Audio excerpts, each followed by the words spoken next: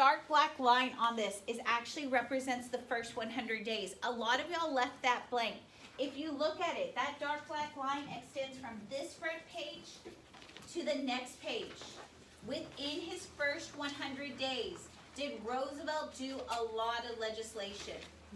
And that is what every president will be judged by, how much they can do within their first 100 days. If they could do a lot, how does that president look? Good, strong.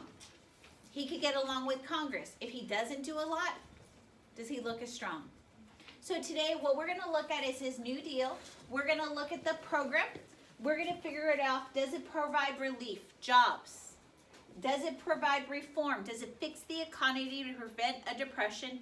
And does it recover the economy, get us out? We're going to look at who it helps and what did the program do. So I have a PowerPoint. Please do not write everything that is on the PowerPoint because I will tell you exactly what you need to do. Oh, the PowerPoint's really little.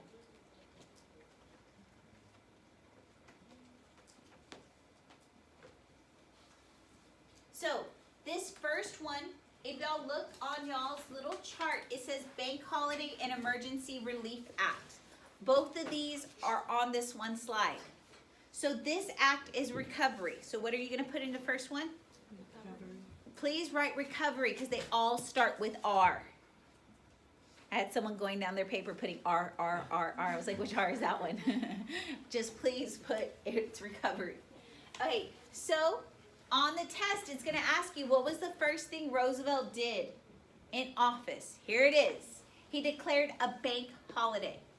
Don't write this down. It's going to ask you on the test. Okay, so let me talk about what he's doing. In this bank holiday, he's going to close the banks. So can y'all put that on bank holiday? What does he do over here on this column right here?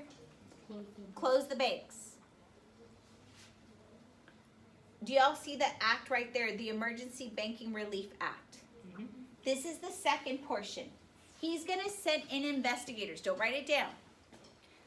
And they're going to look at the banks to see if they're sound. And a lot of you are like, sound? What does that mean? Sound means safe.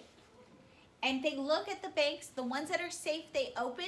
The ones that are unsafe, they keep what? Closed. So that's what you're going to write right here. What did the program do? Investigators opened up safe banks, and they kept closed the bad banks. Do y'all get what's going on? So what was his first action? He closed the what? Banks. And then the investigators went in with the Emergency Banking Relief Act, and what did they do? Open safe banks and, okay, why is it that they're investigating the banks? What have the banks done to cause the depression? What have the banks done to cause the depression? They loan money to people who invested in what? And so now, do people trust the banks? No. And so Roosevelt is going into the banks to investigate. Who is this going to help? The people who what? Put the money in the banks. That's what you write for both columns. Or you could just put it once in that column. The people who put their money in the banks. Does this also help the banks? It makes them look what? Good.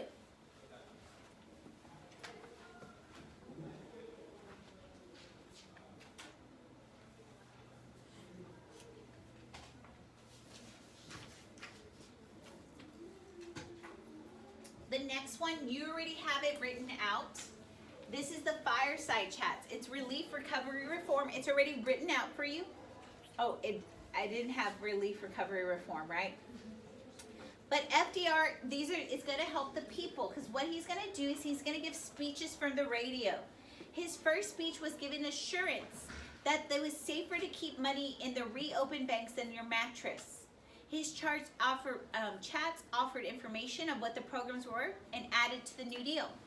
I want you to think, why is it so important that people put money in the bank? What can the bank do with that money?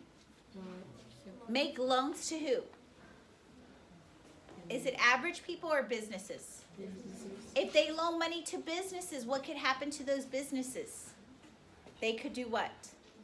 Produce stuff. That means they're going to pay their employees, and what are their employees going to have in their pockets?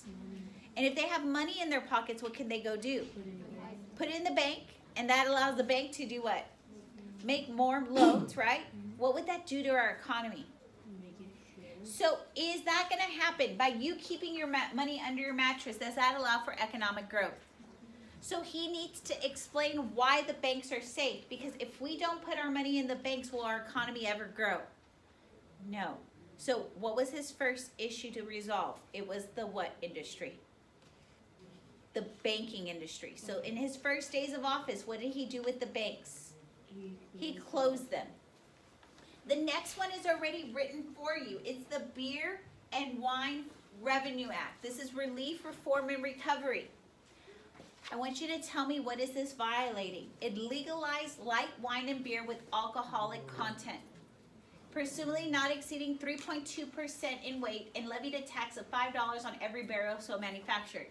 What is this violating? Prohibition. What is the Prohibition Amendment? 19. Not the 19th. 18. 18th. This violates the 18th Amendment. Disgruntled drives acknowledge the breakdown of law. Eventually, this act right here will pave the way for the 21st Amendment that repeals prohibition. Did you need to write anything down? The next one, the CCC. It is Recovery and Reform. Your study guide asked you what was the most popular New Deal agency. Is the CCC. The CCC, what it did, I'll tell you what to write in a second. It hired 3 million young men who might have been with their idle hands getting in trouble. But what they did is useful things. They did, this is what you're going to write. They did reforestation. They did firefighting, flood control, swamp drainage, in national parks. Many of the national parks, they're going to build the trails, because that's what the reforestation is. They're taking down those trees in that area. How many of you have been to a national park and been able to walk these trails? They were done by the CCC. Also, they're going to build, with a lot of those trees that they take down, they're going to make the benches, right? Or the scenic overlooks where they make the benches. How many of you have ever been on a long trip and there's no no travel stop, that you stop at the off-road, gosh, what is the word for them? The rest stops. The truck stops. Not the truck stop with the gas station. It's just a stop where they have picnic tables and restrooms. All of those were created by the CCC at this time. So was the CC, was it employing a lot of people? The other thing is that most of these young guys, they were getting clothed, sheltered, and fed at this camp. So did they need all their money? What the government said is that they're going to get paid $30. Of those $30, they only get to keep $5. The other $25 goes back to their family. Is their family now happy? Because now what could they do? Money in the bank. Put money in the bank. Is that important to put money in the bank? So the bank could do what with that money?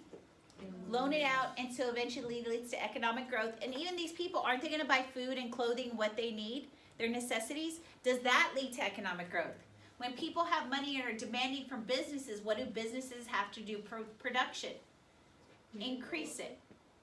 So this is one of the most popular New Deal agencies. How do y'all feel? Let's look at the next one. It's already written for you. Okay, who did that one help?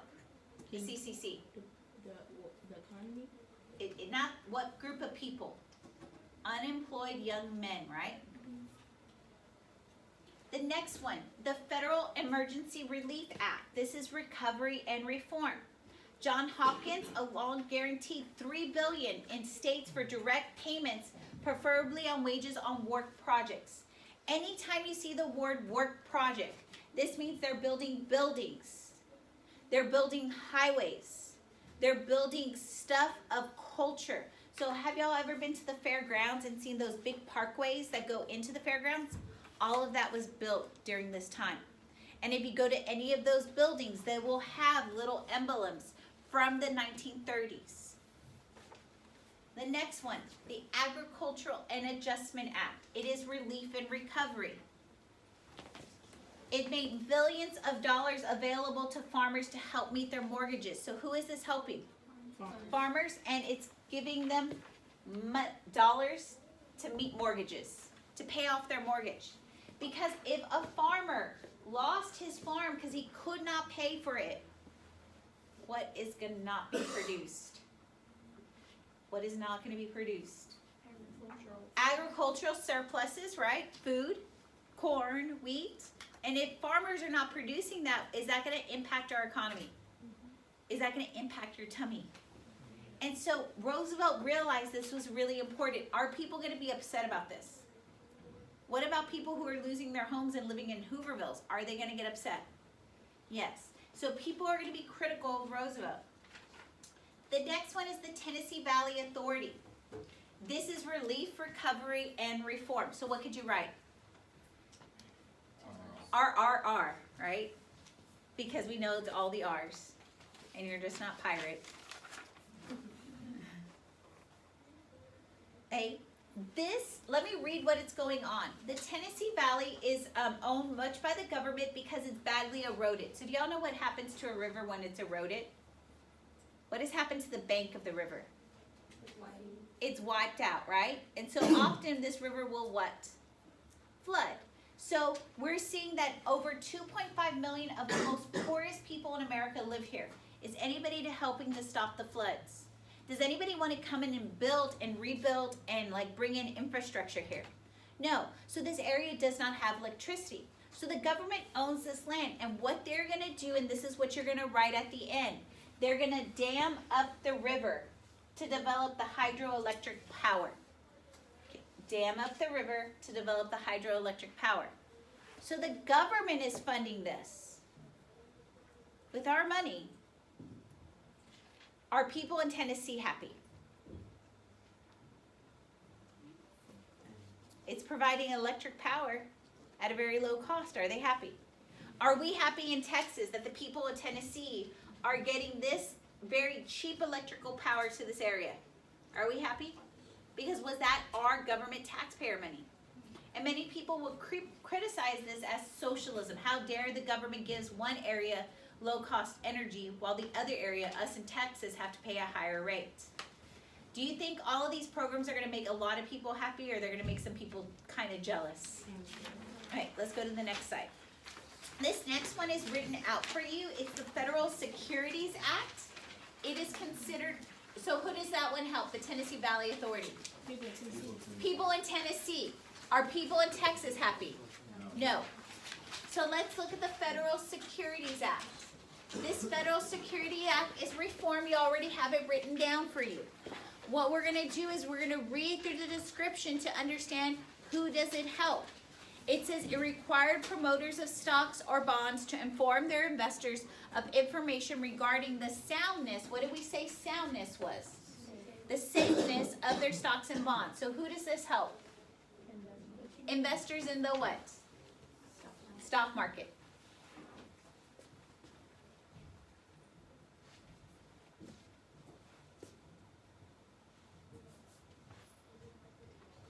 The next one, you already have this one written out. The Homeowners Loan Corporation. It is recovery and relief.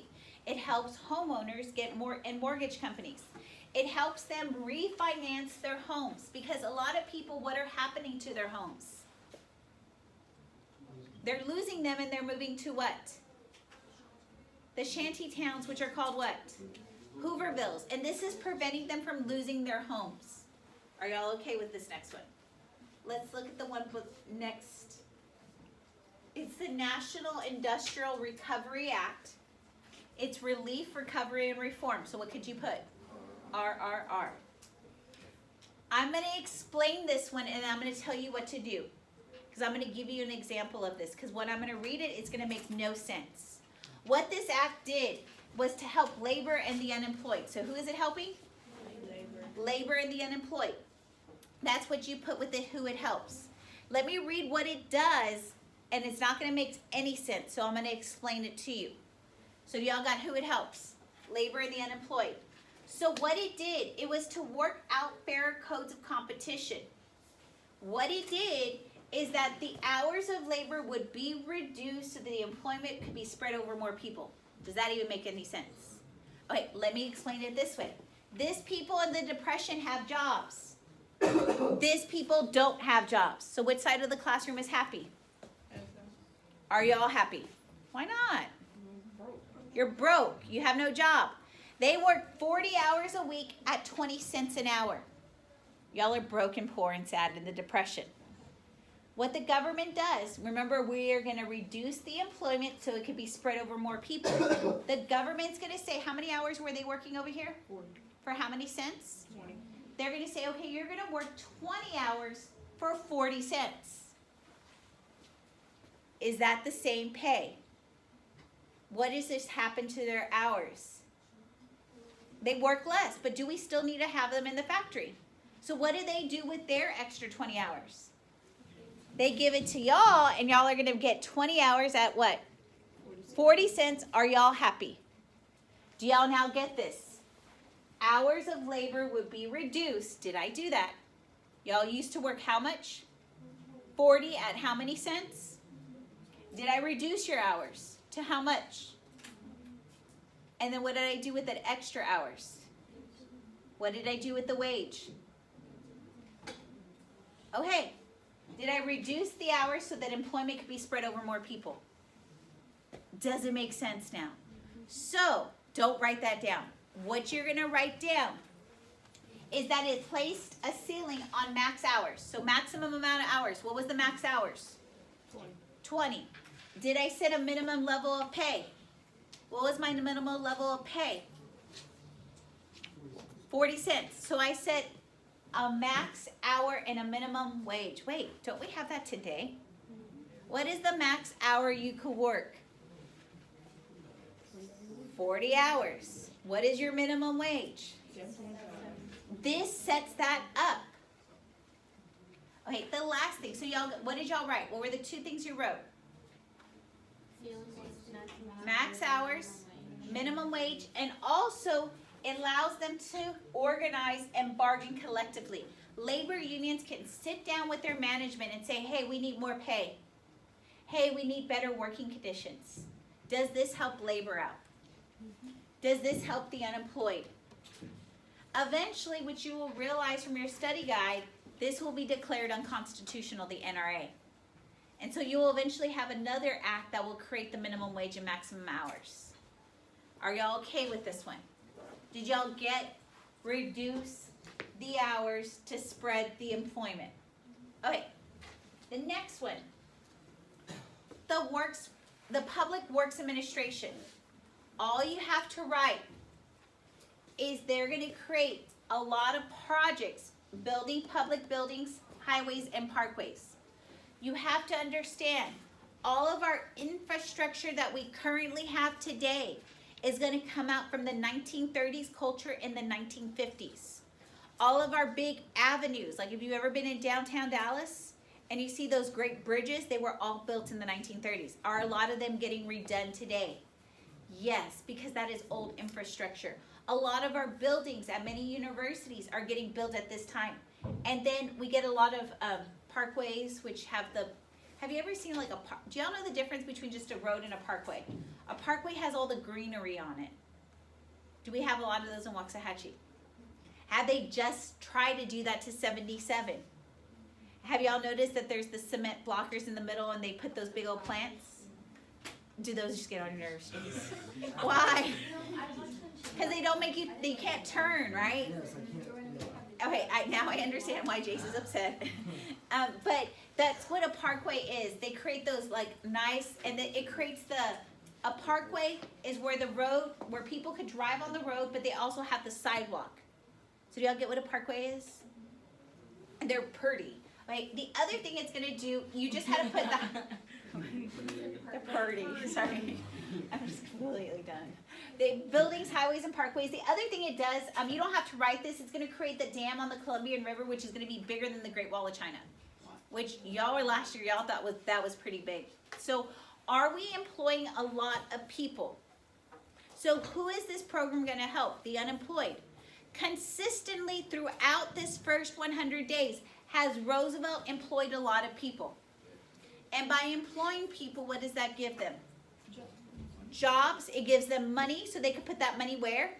Because the banks need that money so they could do what? Make loans. So that businesses could have money so they can employ people. Has he just created demand by employing people? And this is the whole thing of how he's going to try to fix the economy. The last one we have here is the Glass-Steagall Banking Act. It is relief, reform, and recovery. And this is probably one of the most important things he does to y'all today. Did people trust the banks? No, they didn't. This measure, and this is what you're going to provide for, it insured individual deposits up to $5,000. That is what you're going to write in what the program did. Did the banks insure their bank accounts? No, because what did the banks do with all that money? They lost it, and did they pay it back? This is requiring that banks will get help from the government to pay back people's money. So today, have you ever seen this little placard at your bank? It's gold, and it has these 4 letters, FDIC. Have y'all ever seen it? Yes. So where do you bank? Chase. Chase. Go bank at Chase. How many bank at Wells Fargo? They have that there. I bank at Bank of America. Have y'all seen it at your other banks? Investigate, because are your bank accounts insured? If you don't see that, is it insured?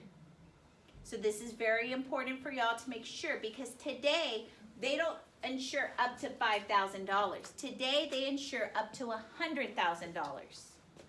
So let's just say you're Jace in the future and you're balling with a lot of money, and he has $250,000 in one account. Is that smart? No. So what is our advice to Jace? Create multiple accounts with the max of how much into it? 100,000. Has there been bank failures since this? Yes, but the government says if you're part of the FDIC, will they insure your account? Yes. So, y'all's homework today, make sure your parents' money is protected, and it's in what type of FDIC bank.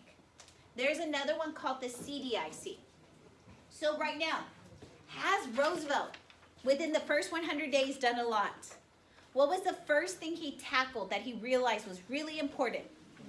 The banks. He says, if I don't get the banks trustworthy, will people put their money in there? No. And people need to put their money in there so that the businesses can take off. So how did he get money in people's pockets? He made jobs. He made jobs, right? Doing a lot of buildings and parkways and infrastructure. Are people gonna like him? Yes. Okay, let's look at the next part. The next part of his New Deal. The first thing he does is the Civilian Works Administration. It's relief and recovery. It provides temporary jobs during the cruel winter to people to leaf rake and to shovel snow. Whoa. Is he employing people? Is that important? So that they put their money where? Banks, so the banks can be able to loan business out. But are people going to be like, this is crazy? He's paying people to rake leaves and shovel snow. Is he just paying people to do something? And so many people think they criticize this. They said, how is this not like what the Soviets are doing? Okay. Are y'all going to be shoveling snow really fast? No. Okay. And so many people criticize this. The next one is the Securities and Exchange Commission. This is reform. It should not be confused with the football group. Okay? Because I know it's the SEC. Don't confuse it with football. I have people come up to me in the test, why do I have football here? I was like, where were you? This is not football. This is the Securities and Exchange Commission. What you need to write down, it is reform. What you're going to write down in the end, it's a watchdog administration to the stock market. They're going to make sure that people are being truthful about their stocks. Y'all know Martha Stewart. Yes. Martha Stewart gets in, she got not tax evasion, well that plus being in violation of the Securities and Exchange Commission. She had a company that her board of directors told her that her stock was losing value. And she had the most stock in her company, so she sells it all before the price goes down. That's insider trading, and she gets in trouble with the Securities and Exchange Commission, and that's why she goes to jail. Okay? Are we okay? Who is this going to help? The Securities and Exchange Commission. People who invest in what? The stock market.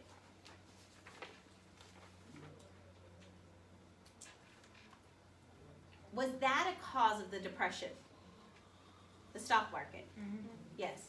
The next one, the Indian Reorganization Act. This is reform. Wait, did the Indians cause the stock market crash or the Great Depression? No. This one's something out of left field, right? So what have we always done to the Indians? Moved them. Moved them which way? West. Taken their land. What else did we do in the Dawes Plan to them? Dawes Act. We separated them from their Indian tribes, right? And we also did what? We took their what? Took their kids and we asked them to be like what? Okay, white kids. We took them into schools. Okay. The Indian Reorganization Act. Tell me if it's going to break down the culture or revive the culture. It revived, right? It encouraged them. So let's put this down in the end. Self-government.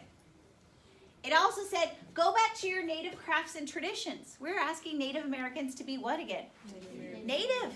We don't want them to be assimilated anymore. We're then also trying to give them the land that they lost. Whoa, Roosevelt, hooray. Finally, someone who's not going to be the exact person of Andrew Jackson. This is going to revive Indian culture. We're going to get them self-government. So what you should have wrote, self-government. We're asking them to return to their culture. And what else? We're giving them back their land. So who does this help? The Indians. Hooray, we finally have a good legislation for the Indians. The next one is already written for you, the National Housing Act. This is going to allow for people in the housing industry to be able to get home loans. Why do people need to get home loans? What has happened to people's homes? They've lost them and they moved into what? Shantytowns, the Hooverville. So this was going to be one of the longest lasting. Eventually, when you buy your house, you will use the FHA. You could get an FHA loan, which only requires that you put 10% down. Most of the times when people buy a new home, they have to put 20% down of the home's value. So when we just bought a $30,000 home, we put about $60,000 down to be able to get that home.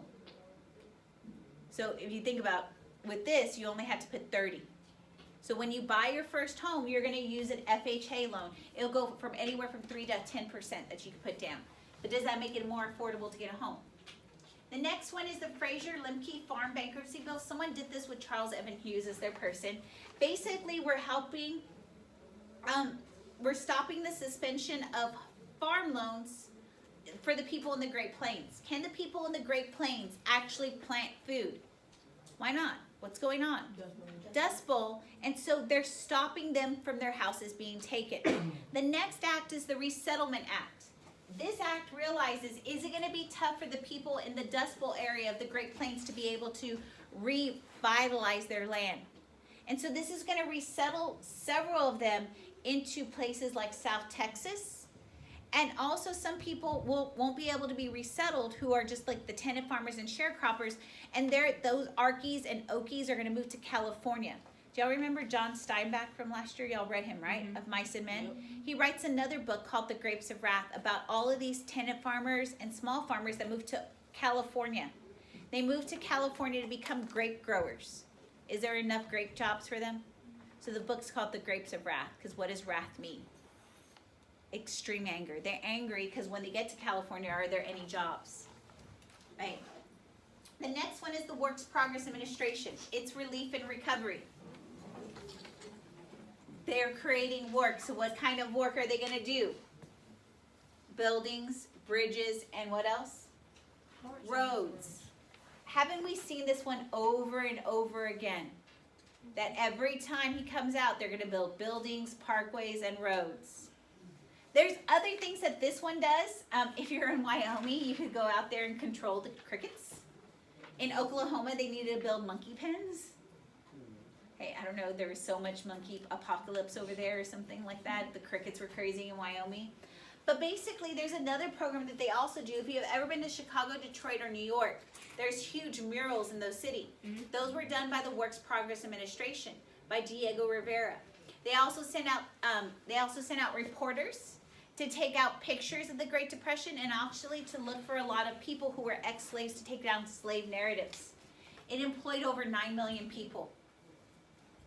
What is he doing again? He's creating what? Jobs. So who is this helping? The unemployed. So do y'all got Works Progress Administration?